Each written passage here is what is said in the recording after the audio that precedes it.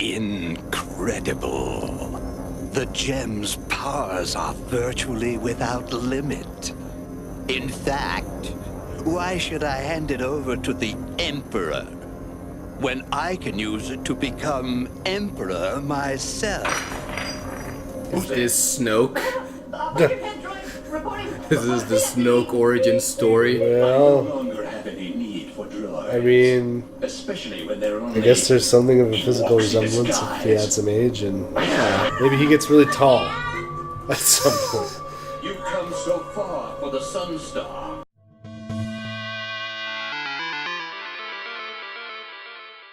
So, Adam, there's a new Star Wars movie coming out, which is just a statement that is true for all of eternity from this point on. Yeah. So it doesn't really matter when you're watching this video, there's a Star Wars movie coming out. And one of the things that people are discussing about this new Star Wars movie that's coming out is the little porgs. Oh, I love those guys. Yeah, everybody loves them so far, right? Yeah. The reaction to universal acclaim. Yes. The reaction to them reminds me of the reaction to the Ewoks. What are those? Well, Adam. Oh. If you remember, Return of the Jedi, that was the third movie in the original trilogy. And it introduced these characters called the Ewoks, who are these little bear people who are very cute, and they're like a tribe of savages who are like really violent and kind of scary. Yeah. George Lucas clearly created them to sell merchandise. Yeah, they're mascots. Yeah, and George had the idea to create a cartoon based on these creatures, and some poor people had to come up with a way to make it into a show. And they did, and it's called Star Wars Ewoks, produced in 1986. We watched 3 episodes of it, and first impression, way better than Star Wars Droids. I'll take your word for it. Way better. That worked too. He's gonna cause a forest fire. Oh my god. Oh, you fucking idiots. Oh, wow. That's how it put out fire. If only we knew it was so simple. We just have to beat it with wooden objects. Oh, cover it in shit. Yeah, that'll do it. I'd say it's like, it kind of felt like your standard middle of the road kind of, 80s cartoon for me, There's some actual action that is involved every once in a while, and there's a little bit of like Saturday morning cartoonness to it, with its humor every once in a while, but most of the time, I felt like it was kind of hanging in this like this weird zone between being those things and being like sort of like almost high fantasy, not really even sci-fi. That's the thing about it, because it's technically a Star Wars show. It has the Ewoks on it, but like almost nothing Star Wars like happens. That's right. Yeah. It's like, it's kind of just like that show, The Gummy Bears. It's kind of just like a carbon copy of that show. Yeah. Just these little bears going on adventures. To each of the Wisties, you bring my curse, and to the dry trees and Ewoks, you bring blazing ruin. Yeah, turn them all into fire fairies. Oh shit. Oh. Oh man, this hurts to watch right now. Yeah. Oh man. Oh dear. The first episode, that's the one where they're trying to save their trees. Yeah. Yeah. So this evil like dark crystal style witch comes down, and she's trying to like steal these fairies who apparently live in the woods and turn them into fire fairies so that they'll burn down the sacred trees of the Ewoks. And she's got this assistant who bears more than a slight resemblance to Dr. Seuss's The Grinch. The villain, it's not a good villain. It's a terrible villain. It's a pretty terrible. It's like you come up with like the most generic version of some sort of like shamanic witch who wants to take over and has this inexplicable hatred for this little group of people. That's pretty much what you got. The lead Ewok is Wicket, who is also the lead Ewok in Return of the Jedi. Although he's not played by Warwick Davis in this, he's played by some other asshole. They establish him as like this sort of like a little prankster with a heart of gold. That's kind of the role the Ewoks play in Return of the Jedi, and it's pretty similar here. You know, the little kid Ewoks, they run around and they're playing Drop the Sack. They're playing Drop the Sack, a good old game of Drop the Sack. Remember playing Drop the Sack when we were kids? I played Drop the Sack all the time. I loved dropping the sack. Listen, kid, you need cheering up. How about a nice relaxing game of Drop the Sack? Game of Drop the Sack? I don't like the sound of that. Drop the Sack. Take it easy, cousin. Hey, you're with me, right? Come, gentlemen. The sacks await. The sacks await. Forget it. Apparently the trees can talk to them in their dreams. Yeah. So that was fun. So I actually like that sequence. It was interesting. The three Ewoks all have the same nightmare in which these like dark trees just like cover them and attack them.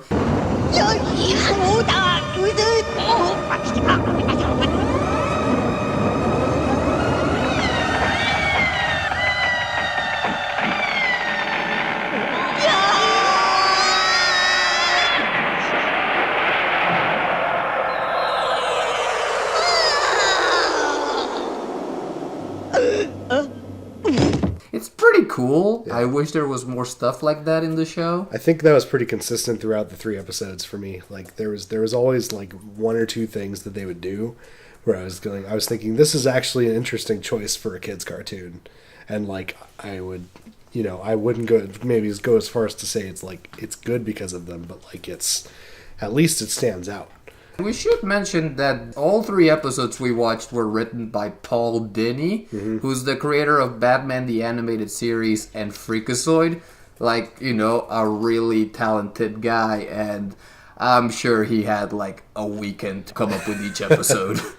Yeah, he did a pretty okay job. Like the plots generally don't stand out, but like there are definitely moments where you see some good writing in it, and I think that's evident that you've at least got a talented person working on it. The second episode opens with the same witch talking to this dragon and ordering this dragon to go destroy the Ewoks' trees. Which, yeah. And the dragon goes and destroys some of the trees. And so what are the Ewoks going to do? Well, they're going to get magical soap that turns things invisible and put it on the trees so the trees turn invisible. Yeah, it's pretty simple. Pretty simple. The Mantigrew's skin is too thick to hurt. To defeat it, we must use another kind of weapon. Soap! I think that is soap. Oh, it literally is soap? I think it might be. God damn it. Alright, great joke. They're just making the jokes for me at this point. I should just shut up. The Ewoks are able to make magical soap that turns you invisible, and it's never really explained where it comes from. What it's made of. Yeah, but they are afraid that they're gonna run out of it. Yep. Since they have a short supply, and this is a very important item that they need in order to save their homes, they just give it to the kids to go play with it. Yeah. And they give them the warning to just be careful with it. Just don't run out, or we're fucked. And there's this team of Grinches who are like their enemies, and they just want soap. They don't even want magical soap, they just want soap, so they steal the Ewok soap. And then they discover it makes them invisible. So they're like, oh shit, we could be invisible and fuck with them. And they don't really seem to have an ulterior motive, like taking over the village. They're just dicks.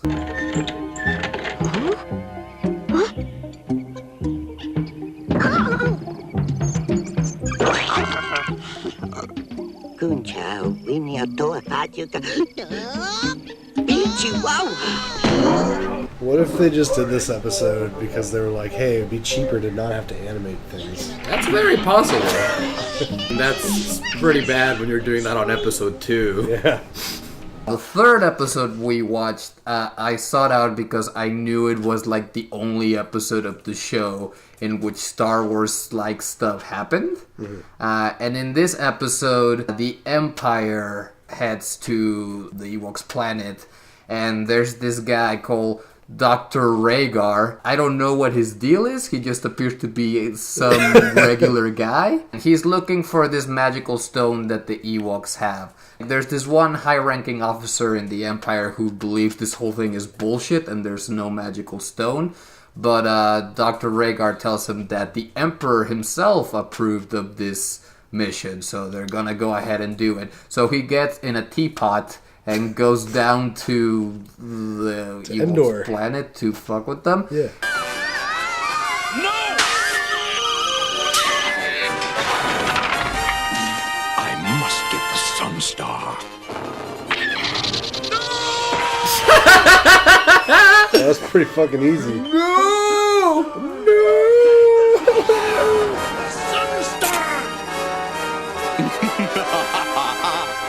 It's mine. Oh, good for him. Yeah, Rhaegar gets back to his ship with the stone. The Ewoks follow him into his ship to get the stone back. Mm-hmm. There's some hijinks in which they themselves dress up as droids, and that's cute. It's cute, but it's like... It's cute because it's like the same thing that Luke and Han did in the first one. It's a fun call, and I guess it's okay for kids, but like as anyone who's older than 5 is going to watch that and go, like, why aren't they being noticed right now? Yeah, their faces are completely exposed. And they're not acting like robots, even in the slightest. Well, they're going beep boop and beep boop. Even though they've made it clear that they've never seen droids or future technology or anything like that. Yeah. So they haven't been around like robots for long enough to know that that's a thing that they do. Yeah. But they do it. So it really doesn't make any sense. No, it's baffling. Rhaegar has gotten the stone, but you know, he's so pissed at everyone for not believing him that he says that he's only gonna show it to the Emperor. And later he's like, you know what, fuck that. I'm just gonna keep the stone, get its weird force powers that it gives me, and I'm gonna kill the Emperor and I'll become the new Emperor. But the Ewoks walk right as he's trying to do that and mess the whole thing up. So he like misses the Emperor but still hits his ship.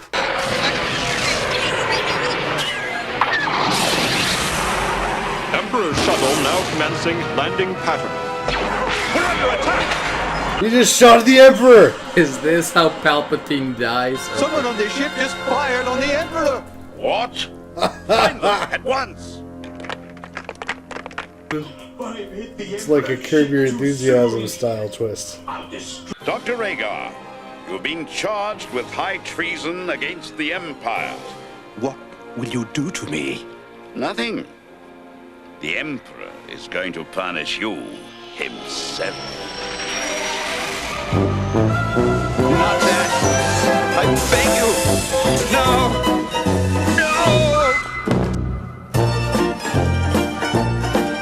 So, Adam, would you recommend people watch Star Wars Ewoks? Man, I don't think it's that enjoyable. It's this thing that's like not that good, but not that bad. And also just doesn't, it's just boring most of the time. I don't think I would recommend it. Not even as like, you know, like a get drunk and watch it for fun kind of thing. I would recommend it if you are a Star Wars completionist and you need to watch every piece of Star Wars material that exists. Yeah. I feel like if you're that kind of person, this is far from the worst that you'll watch. Yeah, you'll be fine watching this, but like that's kind of what like you said, it's not terrible, it's not great, it's just like in that middle area. Yeah. So I guess that's a meh for us. I don't know. Watch it if you want. So I don't care.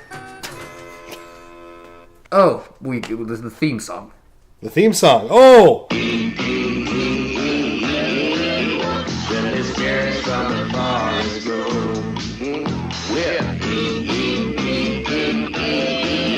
Like it kind of had this cool like late 70s art punk vibe to it, which was really surprising to me because I was watching it and just going like, And then you watch the show, and it's nothing like that song. There's nothing that ties the song with the show.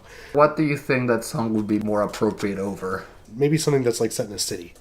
You know, like if you took, say if you had a Star Wars cartoon that was set in the city of Coruscant, and it's about Dexter, that guy from episode 2 who has the diner. Okay, Dexter Jexter? Yeah, Dexter Jester. Okay. And he gets his own show, and he's slinging food to the people of Coruscant, and he's, you know... think that should be the I theme think song? that's an appropriate theme song for Dexter Jester. Okay, well... I'm not sure who else, though. Well, since you say that, let's see how well that fits over footage of Dexter Jexter. Bye, everybody. With his spirits from the forest